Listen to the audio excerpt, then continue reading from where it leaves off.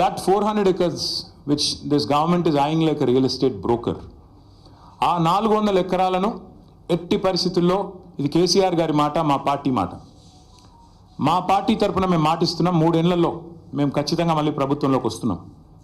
ప్రభుత్వంలోకి వచ్చిన తర్వాత మేము ఆ 400 ఎకరాలని మొత్తం హైదరాబాద్లో, మొత్తం తెలంగాణలోనే అతి పెద్ద ఈకో పార్క్గా ఏర్పాటు చేస్తాము.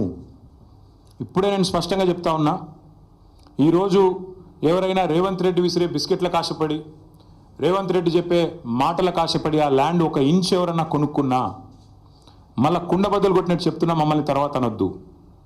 ఖచ్చితంగా ప్రతి ఇంచ్ తిరిగి వెనక్కి తీసుకుంటాము. ఒక అద్భుతమైన ఈకో పార్క్, ఎట్లా అయితే ఒక సెంట్రల్ పార్క్ ఉంటుందో మన్హాటన్లో, ఆ స్థాయిలో ఒక అద్భుతమైన ఈకో పార్కును హైదరాబాద్ ప్రజలకి గిఫ్ట్గా అందిస్తాము. అటు సెంట్రల్ యూనివర్సిటీ విద్యార్థులకు ఆ గిఫ్ట్గా ఉంటుంది, హైదరాబాద్ ప్రజలకు కూడా ఇది ఒక గిఫ్ట్గా ఇస్తాము. ఇది మా కమిట్మెంట్, ఇది మా బాధ్యత.